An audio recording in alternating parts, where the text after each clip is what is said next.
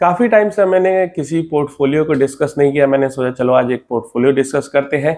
किसी भी तरीके का रिकमेंडेशन नहीं है, सिर्फ और सिर्फ एजुकेशनल पर्पस के लिए समझना है कि कैसे पोर्टफोलियो में गलत फंड ऐड हो जाते हैं और उससे बचना कैसे, उसको ठीक कैसे करना है, ये इस वीडियो में समझ लो। रिकमेंडेशन कोई नहीं है, सिर्फ एजुकेशनल पर्पस के लिए है, ये बात ध्यान रखना। अब यहाँ पे अगर आप देखोगे तो जो फंड्स है, टोटल नंबर ऑफ फंड 7 है। अमित कुमार 15002 का ये पोर्टफोलियो है, या फिर कमेंट उन्होंने किया है पोर्टफोलियो बनाना चाहते हैं या बना चुके, ये समझो। सबसे पहला fund quant small cap fund है, दूसरा fund Nippon small cap fund है, दो actively manage small cap fund है। देन मोतीलाल का माइक्रो कैप 250 इंडेक्स फंड है, Nifty mid cap 150 index fund है। देन मोतीलाल का ही निफ्टी 500 मोमेंटम 50 इंडेक्स फंड है। Then Nifty alpha 50, then Nifty का ईवी इंडेक्स फंड है। अब देखो यहाँ पे दो एक्टिवली मैनेज्ड फंड है, 3 इंडेक्स फंड है और एक यहाँ पे ईवी इंडेक्स फंड है, सेक्टोरल इंडेक्स फंड है। अब समझने की चीज क्या है, ये समझो कि हमने दो एक्टिव जब स्मॉल कैप फंड रखे हैं और ये जो ग्रो का निफ्टी ईवी इंडेक्स फंड है, अगर ईवी फ्यूचर है तो आपसे ज्यादा जो फंड मैनेजर्स फंड को मैनेज कर रहे हैं उनको पता होगा कि ईवी फ्यूचर है। अगर उनको लग रहा है विंड एनर्जी फ्यूचर है, सोलर एनर्जी फ्यूचर है, हाइड्रो एनर्जी फ्यूचर है, रिन्यूएबल्स के अंदर फ्यूचर है, केमिकल्स के अंदर ग्रोथ हो सकती है, ईवी के अंदर ग्रोथ हो सकती है, तो आपको अगर लग रहा है आपके पास ये जानकारी है तो ऐसा नहीं है कि फंड मैनेजर के पास ये जानकारी नहीं है। क्लियर है? तो जो दो एक्टिवली मैनेज आपने फंड रखे, इंडेक्स फंड को साइड ही हम करते हैं, दो जो आप एक्टिवली मैनेज आपने फंड रखा है, quant small cap, Nippon small cap, क्या इनके फंड मैनेजर को ये चीज नहीं समझ में आएगी? समझ में जरूर आएगी। तो इसलिए अलग से एक थीमेटिक तो फिर भी एक थीम पे बेस्ड होता है तो लंबा चौड़ा होता है, एक छोटा ईवी जैसे निश सेक्टर पे बेस्ड इंडेक्स फंड रखने की जरूरत नहीं थी।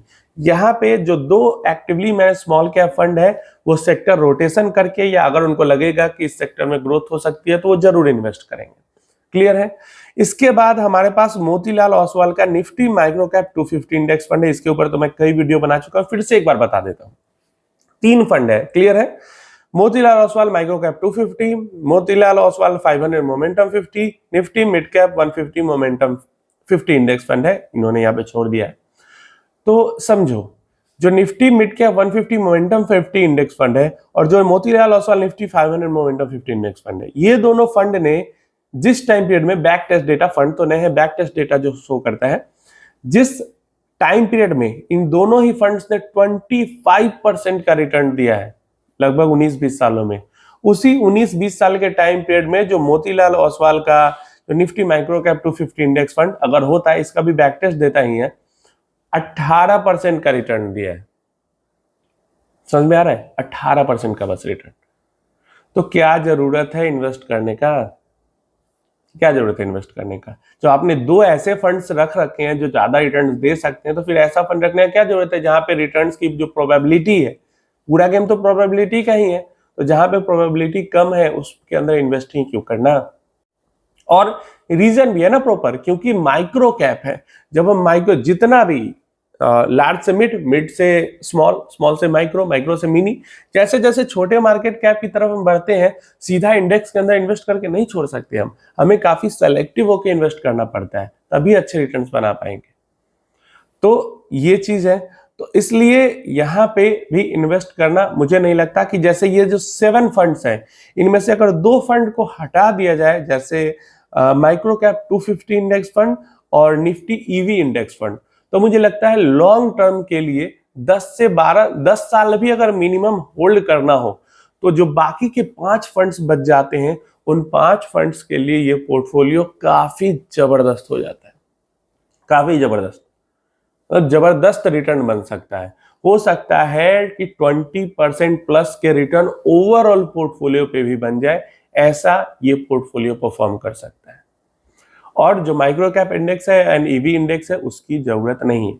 इसके अलावा जो अल्फा फंड है, जो मोमेंटम का मिड कैप वाला और 500 वाला फंड है, ये तीनों काफी बढ़िया है। इन तीनों के ही रिटर्न्स लास्ट 21 या 20 ईयर्स के लगभग 23 to 26% CAGR के निकल के आते हैं, और निप्पॉन और क्वांट के बारे में तो कुछ कहना ही नहीं है।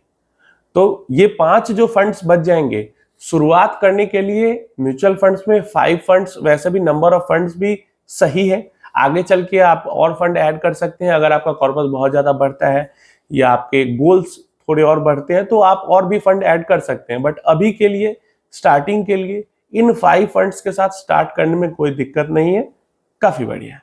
उम्मीद है इन्फॉर्मेशन हेल्पफुल होगी। कोई और क्वेश्चन क्वेरी है तो नीचे कमेंट बॉक्स में पूछ